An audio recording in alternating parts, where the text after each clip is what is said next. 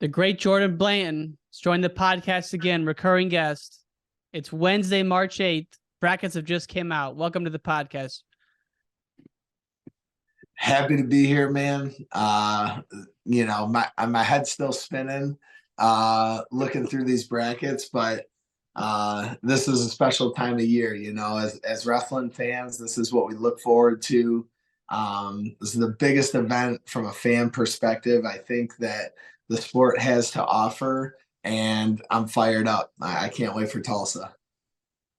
So what are your initial thoughts when you look at these brackets here? Obviously 184 seems a little amiss just at a gut level. Aaron Brooks at the 3 seed. That's a little confusing, but I see how they got there. What are some other things you're seeing?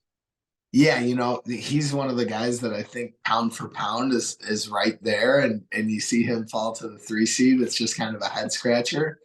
But to your point, I see how they got there just with the one loss. You try and start building your whole strategy or your whole kind of concept of how to rank it after that, and it goes awry. But at the end of the day, he's pretty much been untouched for, going on 3 years. So that's a tough one. But, the big thing that was jumping out to me tonight as I'm looking through this is like, how good are these number 20 seeds through 32? It's ridiculous. The state of wrestling right now is unbelievable. And it's great for the fans. I'm just looking at all these high quality wrestlers. I'm like, that guy's at the 26 or the 28.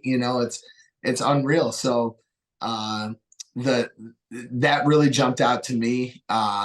Looking at these really really low seeded, 25 to 33. Sometimes it's like it's a crapshoot. It could be this kid, it could be that kid, but there's no chance they're really going to win more than maybe a match if they fall in the right spot. There's, all-American contenders in almost every single weight class in that 20 to 33. And I think it's great. So, yeah. So that really jumped out at me. I do think this year the injury defaults and the medically forfeiting out of conference they turned it up a little bit, and they kind of threw the book at those wrestlers. I know Willie's been on Twitter really kind of pushing for that. And I think he got his wish because, right out of the gate, Killian Cardinale, West That's Virginia. Who I was thinking. Yeah. Coming in at the 28, that's an All-American contender right there, and getting a low seed and having a tough path, but it's going to be good. Dude, there are just, there are so many, like you said, guys who are in that 20 to 33 spot that are named guys that have done things before. And yeah, that was good to see that Cardinale, who was the number 1 seed at Big 12s, didn't wrestle a second there. He was dropped all the way down to where he was at. I say it's good, not because of what's going on with him, but just, I'm one of the biggest. I hate the forfeit situation. I think it's ridiculous. Correct. So anything we can do to discourage that.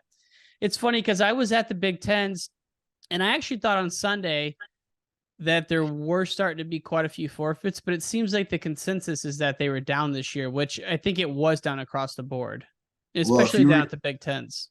If you remember 2022, I think there was 2 finals matches of the Big Ten tournament that were forfeits, injury defaults. So when and I'll take you back a little bit, but I remember Dustin Schlater and probably like maybe 07, 08, 09 stepping on the mat for Minnesota and injury defaulting out of the tournament at that point. And he was obviously banged up, but in my mind, as I try and put all of this stuff into perspective, I look at that moment and I don't think it affected his seed too much. And I think it led to, little by little more people doing it. It's almost like you look the other way. It's okay. We know you're good. You don't really have to prove it at conference. And I totally see that, that logic. But at the end of the day, March is March. And everybody always says you're 0-0 going into the postseason and things like that. Well, I think they did a good job of that. I think if you injury default out and you're good enough to get an at large, you deserve an at large. But that doesn't mean you deserve a top 4 or a top 8 or a top 10 seed, you know. So I think this was at least a good attempt at busting these brackets up, and for the fans, we're gonna enjoy every second of it. Yeah, no, it's gonna be awesome. The when you look at the Dustin Slater situation, what's interesting back then is that he was still probably wrestling 30, 40 matches a year. Correct. You have the double whammy of these guys are wrestling, not all of them. I mean, I'm looking at a couple of guys now, like Matt Ramos from Purdue, 31-4. But it just seems like the guys that the household names that we see all the time are wrestling a lot less. Not Yep. saying it's a good thing or a bad thing, but I think just those two together, that's an interesting kind of an interesting trend that hopefully we've seen slow down a little bit. Agreed. All right, so I want to go through some of these weights. These are just some matches that are sticking out to me. And I want to keep an eye on obviously our Illinois boys. Bird. Yep. Bird got the 10 seed. You know, he's in the same quarter as Fix. We'll get to 141 though. 125. Obviously, a ton of hammers here. The story is Spencer's going for 4. Pat Glory's down at the weight. Some of the early round matches that I saw, Braxton Brown from Maryland versus Noah Certain from Missouri. That could be interesting. Brown had a pretty good Big Ten tournament. And then Brown actually really impressed me at the Big Tens. He can scrap. He's a tough dude. Looking forward to him in this bracket. And Thursday night, Poulin and McKee, which I know McKee's record's crazy, but you just know that dude's going to lay it on the line. Poulin's a very tough guy on the come up and, famous in the New York circles, but that's a Thursday night match that I can't wait for. Courtney's the 10th seed. Like, it's just like, there's so many national finalists, Yep. Crazy. All right. 133, my favorite match that I saw so far. Thursday night match, Vito versus Mendez. Yep. That is going to be nice. With this one, especially with this weight class, it's like there's so much. You have your top guys, your top 5, 6, 7 seeds. I mean, they've all been there. They've all gotten on the podium, and they're there. Lucas Bird's a 2-time All-American. He's at the 10 seed. He's got wins over McGee this year in the All-Star Classic. I think there's a lot of fireworks to be had at this weight class.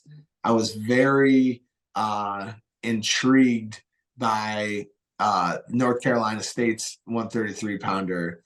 Orion? Kai Orion. Orion, yeah. Yeah, that finals match where he hit that mixer, and then the celebration, got on Barstool, went viral, like all of that stuff. He came out right away, and I think that Friday night, 12 seed, he got Dylan Ragusin, who's Illinois legend, who had a great Big Ten tournament as well. He's going to be game. That's a guy that's been there, been in this stage before. So that one, as far as Thursday night goes, that's Thursday night too. That's crazy. Yeah, that one. I think that one's going to be real big. Mickey Philippi Teskey first round. You have, I want to say like you go a month ago, 2 months ago, that's like a quarterfinal or a semifinal, based on where they've been ranked. And now you're drawing each other out the get-go. That happened a few times in this bracket this year. And I think that's going to be, just part of it. It's swinging out of the gates. Yeah. And McGee he is so tough. Like his style is so unique, and he gives Vito a lot. Right? I know he gave Vito trouble this year. I don't know if it's happened more than once, but he's just low ankle specialist, super quick. And he's from Illinois, right, McGee? Yep, Plainfield South, I believe. Yep. So possibly we could have an all Illinois quarters if Ragusin pulls through. Ragusin is, he's battle tested, man, and love the Izzy style guys. Yep. Man, it's just this weight is crazy. I'm just popping onto the bottom half here. Well, even up in that same quarterfinal, above McGee's, about 34 and about 33, you have Chris Gannon, Northwestern, been a stud all season, and Dominic Zacconi from Campbell's also an Illinois guy. So Oh wow. you might see, you might see 2 or 3 rounds of Illinois versus Illinois back to back there, which would be pretty exciting for the fans. Can we take a pause for the cause? Did you see that Illinois has the second most NCAA qualifiers of any state?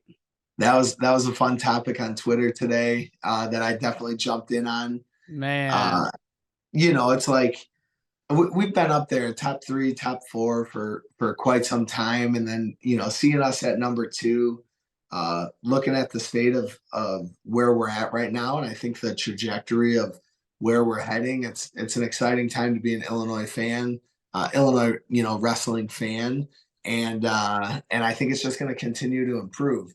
I didn't have a chance to say it on Twitter, but one of my teammates was a Pennsylvania state champion when I was in college, Tony Delago, Pennsylvania state champion, all-time pins leader at U of I, and he lives in Crystal Lake now. So I'm like, these Penn State or these Pennsylvania high schoolers, they can keep moving to Illinois and finding clubs and different areas to coach around the state, helping our top game, helping our pinning, and we'll just keep adding to it. Yeah, and just keeping everyone here. It's That's amazing right. to see the state of Illinois at number 2, though. I mean, forever growing up, it was just assumed that PA is number 1 and they're always number 1. But Ohio was always the number 2. It was undisputed. Exactly. Always. Ohio, So New Jersey, California, Oklahoma, Iowa, you start running through all, through the East Coast, New York, and then all of a sudden, here's Illinois. And this has been 15, 20 years in the making, whatever it's been, where I think, the state as a whole really got their act together and been winning Fargo titles and been as a state, as a organization, really pulling in the same direction. And you're seeing the results of that right now for sure. I'm in a text group with some buddies of mine who are all big Ohio State fans, and they were like shocked to see Illinois at number 2. I go, bro, we won Fargo like 15 years in a row. Yeah, It's like for sure, for sure. So that was exciting though. And so before we go on to 141, Lucas Bird, University of Illinois, one of our top wrestlers, if you're a Fighting Illini fan, and I know you are, you bleed Yep. orange and blue. Yep. What do you think about his season and where he's ending up in the bracket? He's one of those guys, as an Illinois fan, has somebody that watches him a lot. He could have drawn Dayton Fix in the first round, and like I know he's going to be ready to battle this weekend, or next weekend. So looking at kind of the way that it breaks down, I see him getting to the quarterfinals. He's going to have to get some, win over.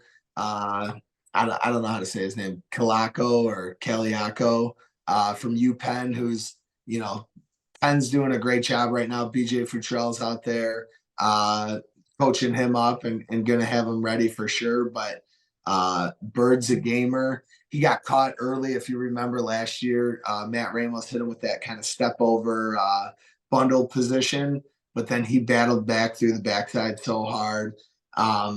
He, like I said, he's got wins over guys seated in the top 4. I believe that he's ready to just go out there and scrap. The bigger the moment, the better he's wrestled throughout his career. So I see him getting to the quarterfinals.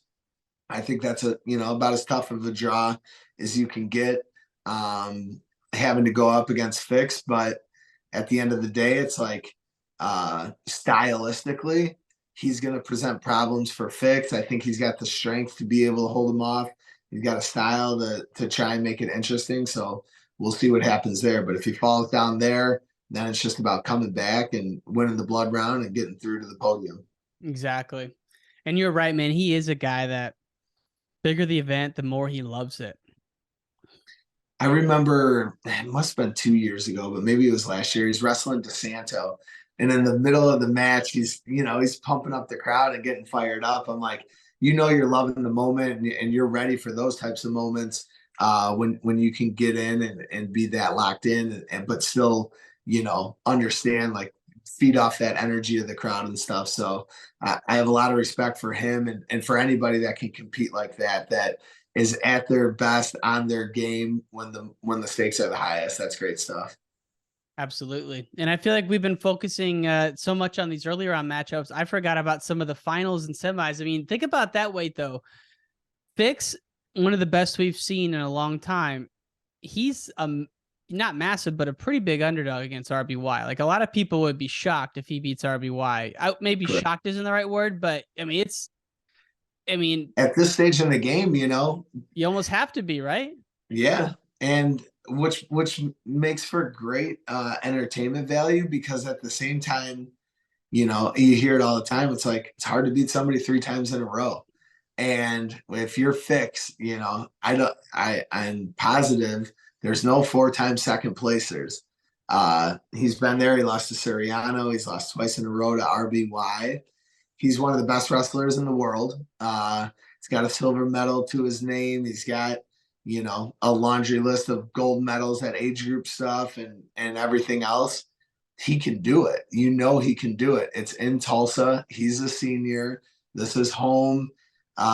He's gonna be, he's gonna have to be a cowboy.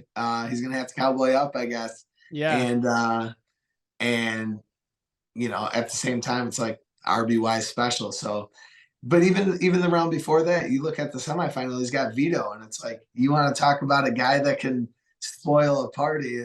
That's a tough matchup in a semifinal. I was telling my brother about that. I'm like, dude, Vito beat Fix at the Olympic trials in 21. Granted, it was at freestyle. Granted, it was 2 weeks after Fix made 33 and was going down to 57. But Vito, like, man, I love Vito, and he's so freaking good. Granted, he's probably a better freestyle wrestler than he is folk style, but he could easily win this weight, and it wouldn't surprise me. I mean, he is that legit. I'm trying to see. Yeah, let him get on a roll this tournament and turn everybody's bracket upside down. Bro, he shows up with the buzz cut. I'm not going anywhere near. That's right. That's right. That's deadly. Yeah. All right, 41. I don't know if Real Woods got chalked up as an Illinois qualifier in this tournament, but I'm claiming him. Izzy style guy. Correct. Yeah. Out of New Mexico. I don't know how Izzy found him. Brought him up to the land of Lincoln. He's the #1 seed. Alirez at #2. Cole Matthews at #3. And then Hardy from Nebraska. That's your top 4. This is a weight that, some say a little bit more wide open, but I really think those top 3 guys, even maybe top 2, probably top 3 are the class of the field. The top 2, in my opinion, really separated themselves this year. Have just kind of run away from the competition. Obviously, Real had a really tough match in the Big Ten finals. Super exciting. But he's as tough as they come. He's a warrior. So, he's going to be battle tested and ready, wearing that Hawkeye singlet at a tournament like this. Like, he's going to be ready to go. Alirez is kind of the representation of this up and coming Northern Colorado program. We didn't get a chance, but Steve-O, the 25-pounder, tough son of a gun there. I remember him going viral back in the day with his mohawk, on those YouTube videos or whatever. Troy Nickerson's doing an unbelievable job at Northern Colorado. So Alirez is the face of their program. You got to look, he seems primed to make a good run, but he's never All-American, right? Maybe he did last year, but I know he's been like, on the outside looking in. And, I want to say he made a junior world team like in high school or as a true freshman, and has just been a little, a step away on the folk style side. But if you look at his regular seasons the last 2 years, he's been great. And now, going into this year, I think he's handled all comers, and it looks like it's a collision course between him and Woods in the finals, which I'm hoping for. That's what I'm putting my money on. That's going to be awesome. Another guy at this weight that I love, he's kind of had an up and down season, but man, he started out the gates on fire. Casey Swiderski. Oh I, yeah. I know you're connected to the high school scene. Did you see this kid ever when he was over in Michigan on the come up? So Ryan Prater, my brother-in-law, my counterpart, co-head coaches at Marion Central, co-head coaches and co-owners of Relentless. He found Casey Swiderski probably 3 years ago. I think it was Who's Number One when he beat Mendez the first time. And he's, we're always sending videos back and forth and talking wrestling. He's like, this is like one of my favorite guys to watch. And I watched that Who's Number One match. I'm like, this kid's got it. He's tough. We went out to Detroit last year. We got to watch him wrestle Mendez again in that Rudis super match. They had a match there, Mm-hmm. and we've been all in. We saw Andy Simmons during the tournament, and he coaches Swiderski, and Prater got to talking to him, and Simmons is like, this is the most college ready high schooler I've ever seen, And when they pulled his red shirt and when he got going right away this year, every chance I got, I got to see him wrestle Pacino in the duel at Ames. I watched him wrestle Real Woods earlier in the year. I watched him wrestle a couple other matches, especially early on. And the fire, the competitiveness, the gable wrap, the blood, like he's just so fun to watch. I'm a huge fan of his. I would say the season hasn't gone as the 24 seed. You got to say the season hasn't gone 11 according and to 10. plan. But and that Moshe Schwartz, I think, has had a great year. He's a tough competitor, but I'm not counting Swiderski out in any match. He gave Real Woods a match earlier in the season. That's a potential quarterfinal match. Obviously, he's got to take some heads off on the way there, but that's a guy that over the next four NCAA tournaments, I have a feeling he's got a lot of fireworks under his sleeve. I hope, just as a fan of his, that it gets going right away, about 45 on Thursday morning. Bro, and he's got that chip on his shoulder where he's not afraid to go up to anyone. And that's what I think everyone loves about him. But man, he brutal placement in the bracket. He's had a tough year, like you said. A shoulder injury, you can see the brace.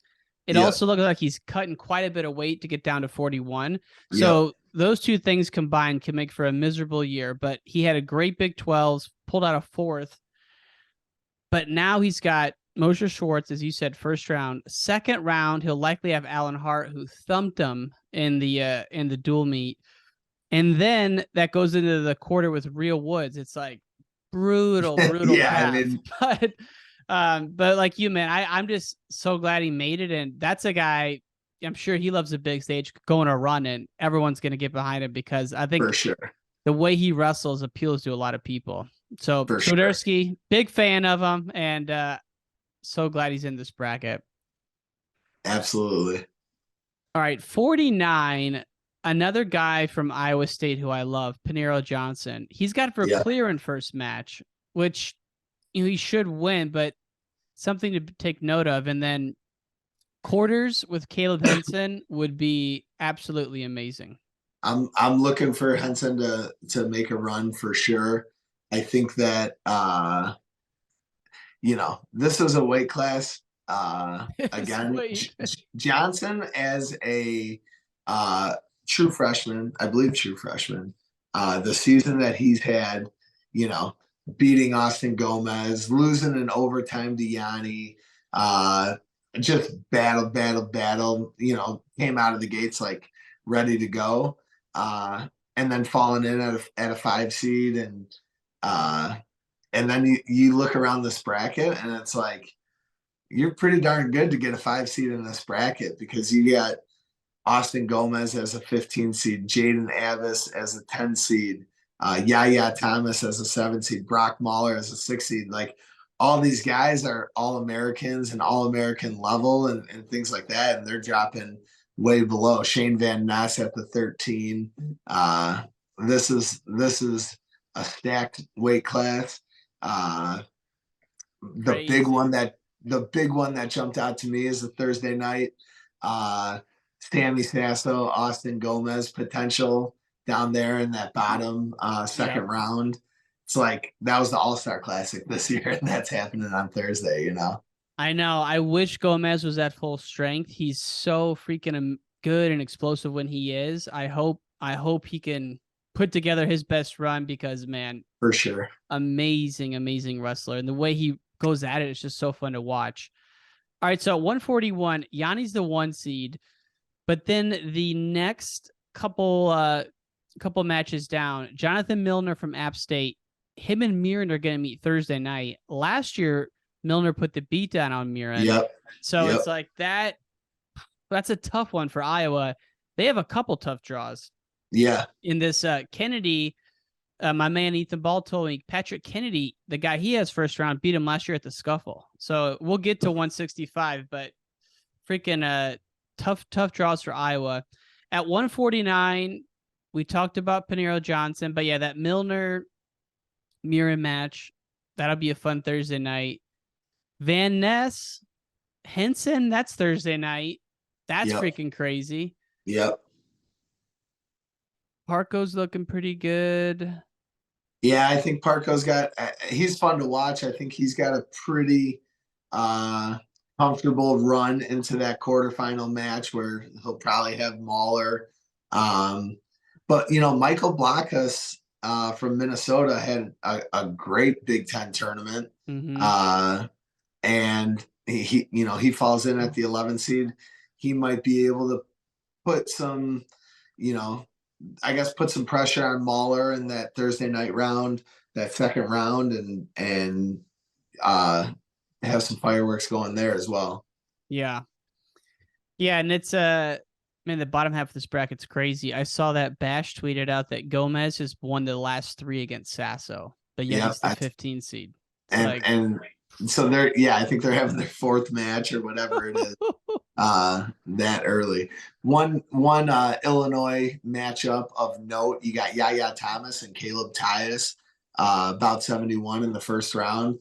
That's going to be Mount Carmel versus Civic Memorial. Let's go. High school. So that one stuck out to me as well. So who's Mount Carmel? Yaya?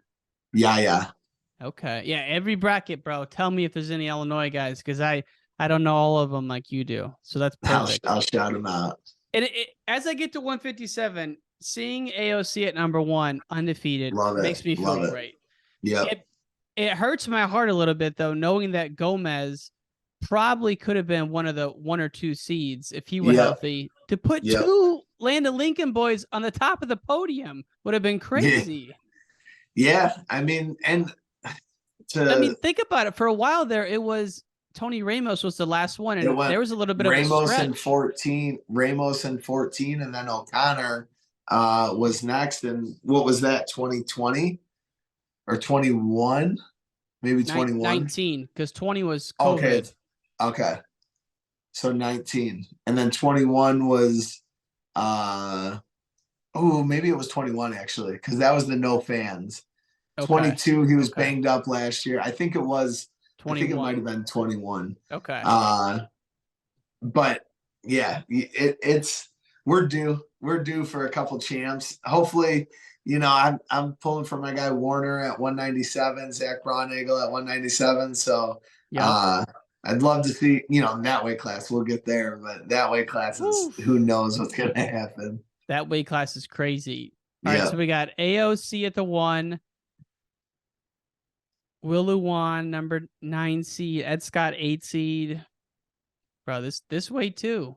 Humphreys from Lehigh. Humphreys is an undefeated 5 seed, Kendall Coleman, the 12 seed.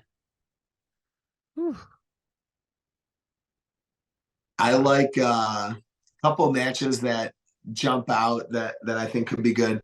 I like Ed Scott. I seen David Taylor one time refer to him as headlock Ed Scott because he could go up top and he could hit it. So I like watching him. He's always dangerous. Will Luan is just a man out there. He's going to grind it out. You're going to see 5 matches that are all, decided by a takedown or less. But just like last year, kind of as he rolled through the wrestlebacks and through that bracket, he's going to get better as the tournament goes on. Josh Humphreys as the undefeated 5 seed. He'll have Kendall Coleman early. I think that's going to be a really fun match. And then Jared Franek from North Dakota State's had an unbelievable year. North Dakota State in general, a program that's big time on the rise. So that top half, there's definitely there's some tough matchups there for Austin O'Connor. I tweeted this the other day too. I'm like, Austin O'Connor is Mr. Postseason. 5 IKWF titles, 4 IHSA titles, and a third, a first. I can't remember if he was 7th or 8th last year. And going to cap it off, it's like that guy's a winner in every sense of the word. I would love to see him and Haynes in the finals because I'm excited about Haynes. I like that they pulled his red shirt. I like that match with Rob that he had. I'm a Jimmy Kennedy guy, so I know Jimmy's putting a lot of time in with Levi and helping with that, and so there's some great wrestling there. Levi Haynes quarterfinal match though with Bryce Andonian might be my favorite match, potential matchup. All Friday morning, bro. That might be that match is going to be awesome. And then I don't know a ton about this guy, but Corby's crazy about him. Daniel Cardenas from Stanford. Yep. He's the 6th seed. So him versus Levi. Dude, just those two are both young guys. So it's like correct. Levi Haynes, man. It's like crazy that Penn State could put potentially 6 on top of the podium. Yeah. And he's stepping right in. Which would be the record. And you can never say never that it can't happen. Penn State, now I've never seen a program do as well in the championship matches. Like if you get to the finals and you're from Penn State, you have like an 80 or 90% likelihood of you winning based on how they've done historically. So that they're going to be ready to go for sure. Bro, you said Jimmy Kennedy's in there. That's one of those names that you hear that name in a bar, you'll fight someone for Jimmy Kennedy. That's right. That's right. All right, 165. We've all talked about it. We've all seen it. We got 2 NCAA champs potentially going at it in the quarters. Yep. But not if Matthew Olgan has anything to say about it because he's beaten Shane twice this year. Crazy. Yep. He's got him Thursday night. Pac-12 rematch. It's their 3rd round. He's 2-0. Griffith is a gamer. I mean, I looked at that David Carr potential matchup in the quarterfinals, and I remember when he won it, he had Marinelli as the 1 seed. I think he was in an 8 or a 9 spot that year. When put Stanford on his back, bro. He literally saved the program. It's like that Undertaker meme that you see every once in a while where he just gets leans up out of the casket. That was Stanford wrestling on basically the strength of his Cinderella run, and then he follows it up with the finals appearance last year. So that's an impressive dude. I think he's going to be ready to go. The crazy thing about it is he might be in the consolation side on Thursday night, or I guess Friday morning, but that's just how this all crumbled out this season. That's a fun thing to do too. It's like, all right, look at loser of 361. Where does loser of 361 go? It's like, all right, who's going to be coming into that? Because when you have that, yes, you know what I mean? Like, yeah, where's everything going to be dropping down? Because you look at 97 to 98, Alex Facundo is the 13 seed. Julian Ramirez is the 4 seed. That would be a very interesting Thursday night match. Yep. I know Facundo hasn't really found his stride yet, but dude's dangerous, and he could get on a run. Competitive. Yep. And then you get through that match, and you got Quincy Monday, who's a returning finalist. This weight class is, for Ramirez to be, and I think Ramirez. I think I watched the final takedown Monday versus Ramirez from the EIWA.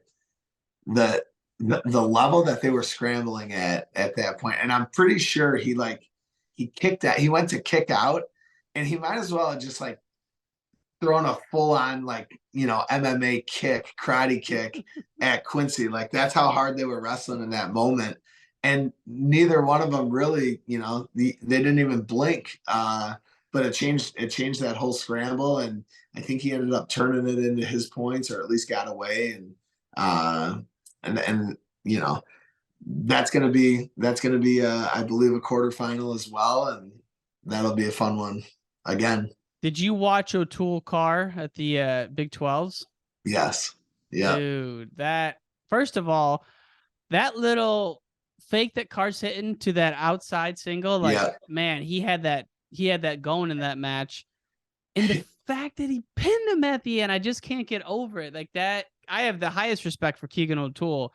And the fact that Carr was able to get him flat is just crazy to me. Like I cannot So fathom it. 2 weeks ago or 3 weeks ago, if you would have asked me about this weight class, I would have said nobody could take O'Toole down. He's going to be able to cradle guys. Nobody's going to keep him off their legs. He's going to be able to out scramble XYZ. David Carr has done that, like 14 minutes, 15 minutes that they've wrestled. Two full matches. Carr has really just been a step ahead. It's obviously that Big 12 match was incredibly close, and I'm anticipating it's going to be even closer if that rematch happens on next Saturday night. But Carr, not that I ever doubted, because he's unbelievable. But I thought O'Toole was pulling away from the competition, and Carr said, "No, no, no, not too fast."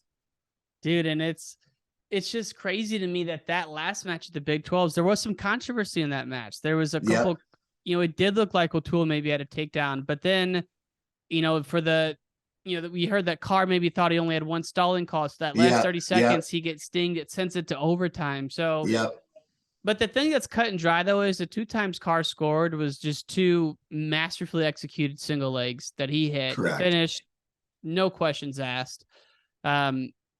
Bro, we gotta talk about the great Dean Hamidi, Joliet Catholic alum. Yeah. Tough Thursday night match if Peyton Hall comes through. Now Dan Broadnagle hopefully has something to say about that, but we're pulling for Broadnagle on that one. Pulling for Broadnagle because Hall is no joke, bro.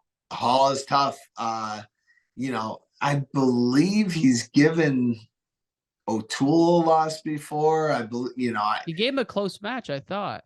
I don't know if Hamidi and him have wrestled, but he's game every time out. He's been around. I want to say he's a senior, but he's definitely been around a few years, and he's been at this stage before. Hamidi, I gotta say, I'm a like the Big Ten wrestler. I like the Minnesota Iowa style where they're like, and really the Broadnagle style, which is like get in there and bang and get inside and pull on that head and fight. Hamidi wrestles so well from over the top, faking, moving, jiving, and he's a step ahead of these guys. You start scrambling with him, you start really trying to mix it up, he's just going to set some traps on you, and you're going to pay a price. He's unbelievable. I feel good about when he was in high school. Was he just killing people, or did he kind of come on the scene later? Yeah, he was killing people. He was a little bit more of a late bloomer, I would say. I don't know how his early high school years went, but I watched him actually wrestle Mikey Caliendo down there on the 7 seed at the first annual Illinois Mat Men Test of the Best, and they wrestled each other. I was always a fan of Caliendo because I had some Batavia teammates from college, and I always followed their program. And I knew he was an Izzy style kid. I knew he was tough. And for the first 2 minutes of that match, it was a barn burner. It was tough. He was fighting, and Hamidi just picked away. It was getting to ankles, and just a little bit too much for him. Pulled away in that match, maybe even won by major. And now you're looking at it and like, these are 2 All-American caliber guys, and Hamidi's able to put up points like that. it's pretty impressive. And I just love that everyone is such a fan of how he wrestles too. Like Pete, you see it on Twitter all the time. I even saw Adam Terapelli is just like raving about how Hamidi wrestles. So Yeah, he, yeah. man, he's a lot of fun. I have a little fun fact. Down here in about 104, Connor Brady, the number 23 seed from Virginia Tech, Carson Karchla from Ohio State, high school teammates. First round of the NCAA tournament. That's wild. That's a fun. Ethan Ball said that as well. That is freaking crazy. Like, Yeah. it's out in Ohio, like high school, like Ohio high school. Yeah, I don't know where they went. I'm assuming I would if I heard it, but I saw that tweeted and I made a note of it because, for me it's like do you imagine? That's a tough spot to be in, but as far as like memories and things like that, it's like for the community, for the people around, that's a pretty unique thing to be wrestling at that stage when they probably were wrestling in the youth program, on Tuesday nights from 5 to 7 that, 10 years ago. And now they're wrestling on the biggest stage there is in the sport. So just a cool little tidbit. Yeah, it reminds me. Did Kennedy and Dan Dennis, they had to be going at it a couple of times, right? Or were they separated? No, because they both went to Grant. Yeah, they were a year apart. So Dennis was a year older, and then at the NCAA tournaments, I want to say in '09, I believe, was when Kennedy lost first round in the prelim, and he won like 6 or 7 matches. I believe he beat Fanthorpe and Dennis back-to-back matches coming back, but all 3 of them were all Americans. So that was like, the match after the blood round and then the Conti semis, that was the run he went on there. And I can't remember what his score was with Dennis, but I think he handled both of them. And, Fanthorpe beat him his freshman year in high school in the finals. And then Dennis, there was, I think, a friendly rivalry there just because Jimmy was the golden boy, as far as I'm concerned, of Illinois wrestling in general, but definitely our area up here. But Daniel was just the toughest son of a gun you ever seen. So man, that's like a dream matchup for sure right there. Yeah. All right, at 174, of note, the great Carter Sirachi. Yep. Siraki might have Donnell Washington Thursday night. Now I know who's given him a lot before. Yeah. And really, okay, so that duel, I don't know if you had a chance to watch the duel meet this year. I did. Yeah, I watched that one. It was competitive. It was tough. And then Washington, I think anybody who's ever felt that knows, like, when the wheels fall off and there's just nothing you can do. Lug nuts were hitting cars, bro. Thanks for it's about as I want to choose my words respectfully there, but it's like, if you've been in that situation, you're relatively helpless, and it's just like, Sirachi, he was talking before the match, and I think Washington came to compete, but then when he hit that wall and there was no stopping it, Sirachi really, put that point home, and I think that says a lot about who Sirachi is, like the competitiveness and just the fire and the drive inside of him. But this isn't a duel meet. This is 15,000 fans screaming. I think Washington's going to be able to feed off that energy a little bit more. I think he's going to be prepared, and I think he's going to be able to give it 7 minutes. I don't think the result's going to change. I do think Sirachi's going to get it done, but that's going to be a fun one for sure. Dude, Sirachi, what I love about him is a lot of the Penn State guys, they're well-behaved gentlemen, right? They're super religious. They're just on their game. Gratitude. Yeah. Which I love. I'm all for it. Sirachi talks some shit. Correct. He does. I remember when he called out, he's like, I'm coming. I think this might have been last year, 2 years ago. He's like, I'm trying to be the world champ. And at the time, David Taylor's the world champ. And he's going, he's in the same room with them. And like Donnell Washington, I would not be calling out or getting Carter upset in any way. Because you don't want to give him that locker room material. No, I mean, this dude he's a bad man, and Yeah, he's got that a little bit of a chip on his shoulder, which I've for always sure. appreciated. For sure.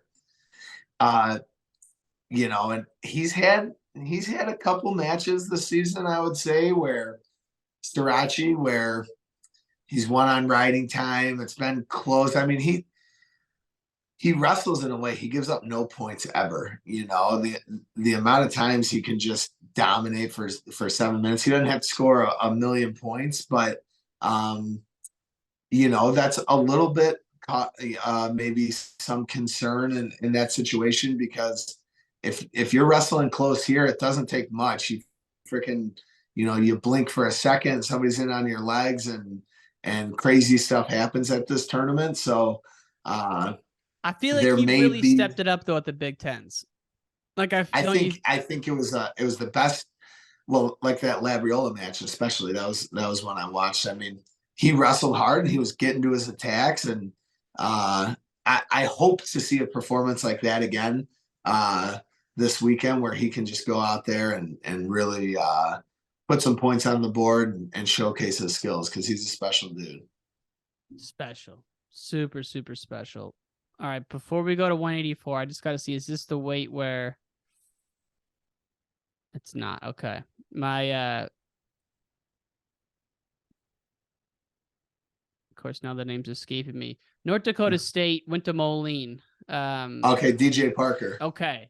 His mom works with my mom, and so I've been Okay, getting nice. the inside scoop on DJ for Yeah, like I think my mom's been telling me about him since like IKWF days or something. I'm like, now I'm seeing his name in there. I'm like, dude, this kid's coming on. Like, he's having a good year. he's great. He's tough as nails. What weight is he at? Here he He's is. 84. Yeah, he's 84. 84. Okay. Here he is. It's D'Anthony in the bracket. Okay. So 184, we already hit on it. Aaron Brooks, arguably the best wrestler in college wrestling. I got to be careful because you got Spencer, you got Yanni, you got all these great guys. But I mean, Aaron Brooks is as good as it comes. He's the 3 seed. Trent Headley, one of my favorites, the 2 seed. So Brooks's path to it's really not that shocking though. He's probably gonna wrestle Romero in the quarters. Yep. And then Headley in the semis, and that'll be a shootout. That'll be an amazing match. Kay Kaizen, I love how he wrestles. Just unbelievable pace. Just a freak. You probably love how he wrestles. Yeah, I love Northern Iowa. He comes from, you got the Aspen Wrestling Academy when he's coming up, and now he's at Northern Iowa. It's like, if you were trying to make the perfect wrestler, you'd probably sprinkle a little bit of each of those into the pot, into the recipe. So he's got that toughness, that pace, everything about it. He's one of my favorites. He's been one of my favorites for the last couple of years to watch. I think he's great. Yeah. I think when you look at, you got Assad, he's got potentially Coleman Thursday night, and then Dylan Connell. Yep. Whitlake in the first round, and then he would go into most likely Bolin from Virginia Tech. So, I mean, just Dylan Connell, the pride of Marion Central. Let's go. Let's go.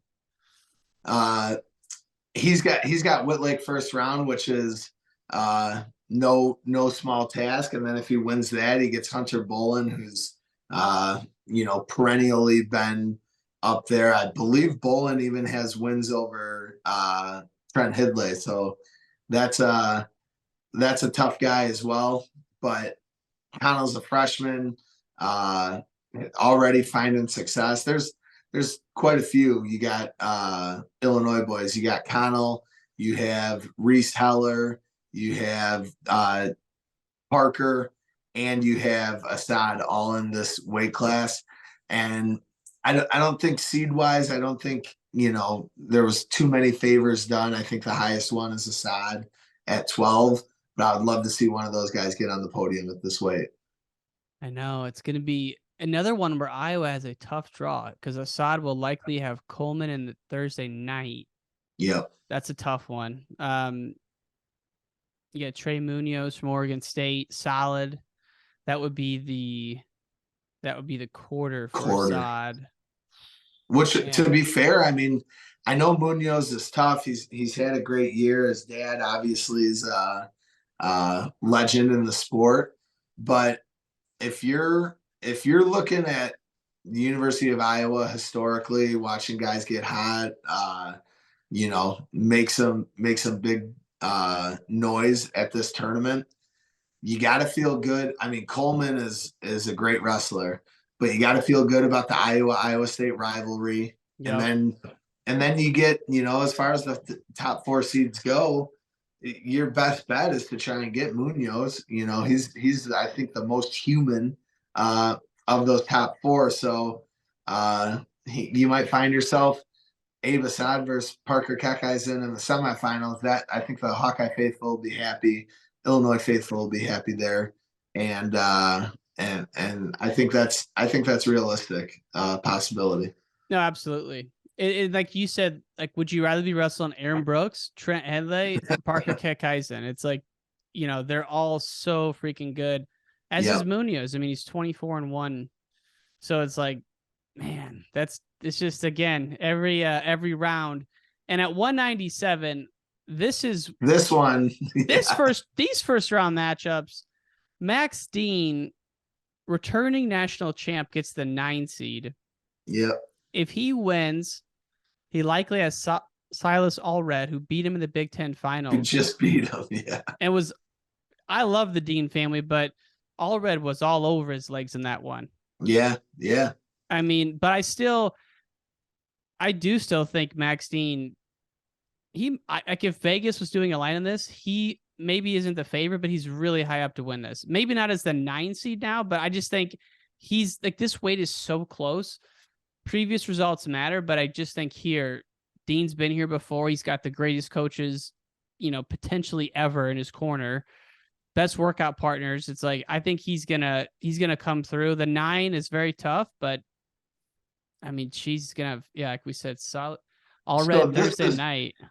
if you're a number 1 seed, Nino Bonacorsi, what a what a draw. You get, junior world champion in Greco, bronze medalist in freestyle, Braxton Amos. You get the pigtail, and then Thursday night you get Amos, likely, although Pence from North Dakota State's seated 1 slot higher. Then you win that, you get the returning champ. Then it's hard to look ahead, but you get there, you got somebody else coming through. There's no easy path in this weight class, without a doubt. But that's pretty insane to me.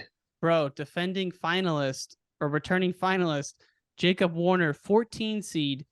He has Cam Caffey first round, who's the 19 seed. 2 Illinois boys. Tough matchup for Warner, I would say. I think every year I say this, but it's like, man, is this the year that like Iowa doesn't just perform? Because that program is so legendary. They always perform. Guys always show up.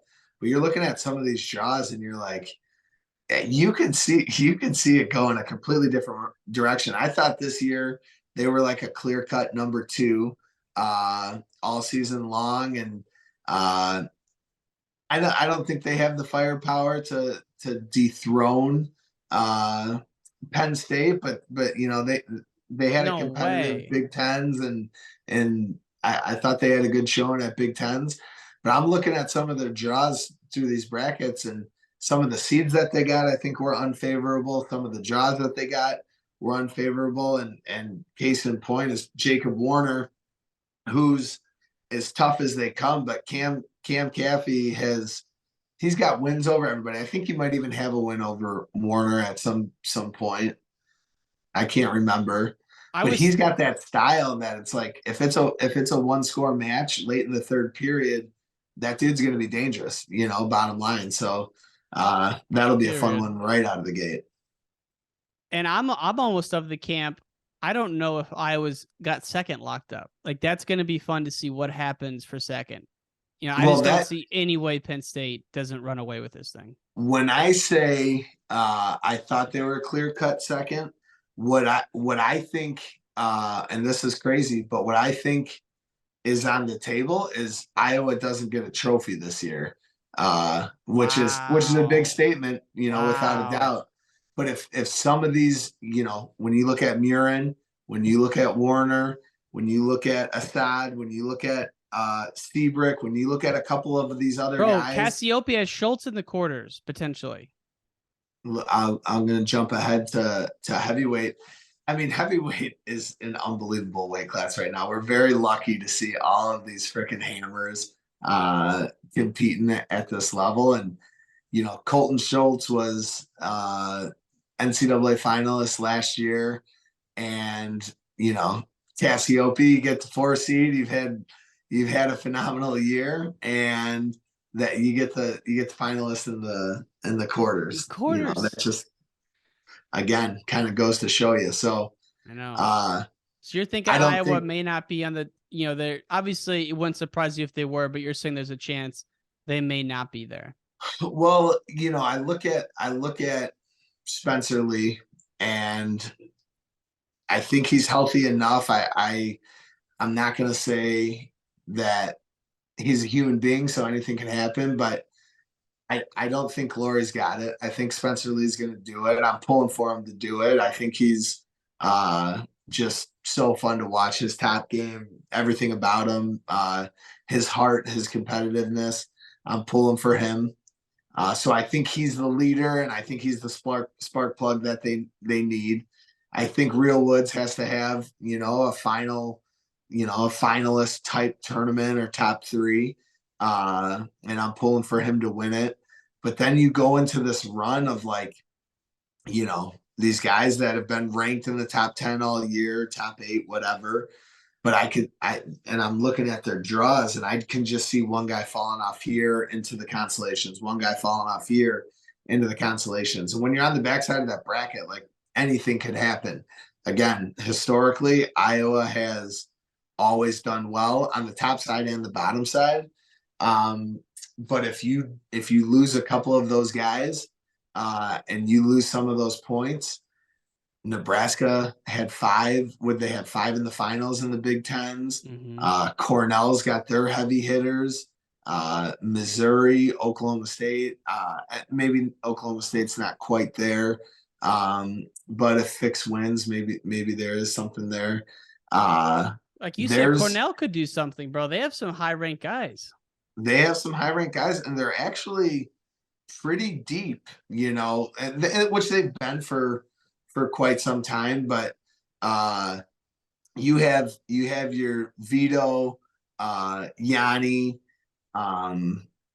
Boca, Julian, Ramirez. Foca, yeah, Julian Ramirez. It's like these guys are kind of on their way up, but I Mm-hmm. think they fill that lineup in very nicely for Cornell, where you can score a lot of points there. So I'm not calling for Iowa not to get a trophy, but I could see this, and I don't know when the last time they didn't get a trophy was, but I could see this being one of those years where because of the draws, because of the seeds, things could get a little hairy. Yeah. Well, you look at 165 where Patrick Kennedy having a great year, but I'm thinking of, for Iowa, you got Lee, you got obviously Real Woods. Real Woods, you got Cassiope. Those guys you're feeling good about, but you Yeah. got to have a Patrick Kennedy come through. And I can't remember if I said this to you earlier or someone else, but I heard that Kennedy's first round opponent, Will Fermato, he lost to him at the scuffle last year. And then in the second round, he'll have potentially Cam Amin, yep. which that could go either way. And then after that, he's got Hamidi potentially. Yeah. I mean, it's like, good Lord Almighty. I mean, just it's going to be a tough thing for anyone. But then I think about it though, and I think, man, Nebraska had such a good tournament, but Iowa still smoked them for second. Now I know it all gets spread out as the bigger brackets it gets spread out in these tournaments. I was looking, we in one of my Illinois wrestling alumni like group chats that we have, we were going back and forth this week, and I had to do a little research. I had to go into the record books of on the Illinois wrestling website, and I was scrolling through, and I just happened to see highest points that we had scored, that Illinois had scored. And in 2001, I believe that was when Lockhart and Tirapelli won it, or maybe that was Carl Perry. I can't remember what it was, but I believe they had uh, a champ or two in the finals, a third, and then another All-American. I think they had 4 or 5 All-Americans. They scored 89 points. 89 points. And I believe Johnson, let's just say Mark Johnson was the head coach for 20 years. 89 points would have been good enough for second place, like 12 out of 20 of those years. Mm-hmm. They took 5th. They didn't even get a trophy that year with that team because whatever the other teams, I think that was Minnesota's 10 All-Americans year. Iowa obviously was as strong as ever at that point. So that's one of those things. Like Nebraska had those 5, they went 5 for 5 in the semis. They got 5 to the finals, and they still lost by, a legitimate margin to Iowa at that point. But they put 5 in the semis again, and Iowa doesn't get some of those guys through those draws. That flips it upside down a little bit. So there's a lot that's going to happen. It's going to be fun. It's going to be fun, man. I'm so glad we got to come on here and record and get our initial reactions. This is the first year I've ever done this, where record a podcast at night right after the brackets came out. So I'm glad you were able to hop on, man. I know it was last notice or late notice, and bro, I just can't wait to see you at Nationals next week. My brother and I will be sitting in the Illinois section. So let's go. Be excited, man. Any last words before we sign off, Coach? No, I do want to say thank you for having me on. It's a pleasure to talk college wrestling, and especially I feel like a kid on Christmas Eve or Christmas Day right now, just giddy looking at all these matchups, trying to see how it all plays out. Having gone through the tournament as a competitor and wrestled through this, now being 10 years removed, I just have so much appreciation for this tournament and what these competitors are going through leading up to it. You want to talk about like an exciting time. These guys, as they're locking in over this next week, gearing up, getting ready to travel, getting ready to get there, the sights, the smells, pulling into Tulsa or flying into Tulsa. The buildup over the next week, I think, is going to be incredible.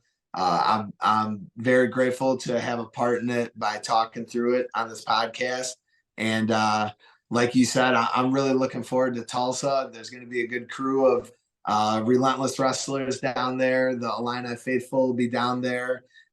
As we talked about, the state of Illinois is going to be very well represented at this tournament. So come on, baby. It's going to be a great weekend, man. I can't wait. Can't wait. Well, folks, we'll be live with another episode later this week. But in the meantime, we're signing off. Jordan Blanton, the people's champ. It's been a pleasure, my man. Have a good evening. Thanks, Warner.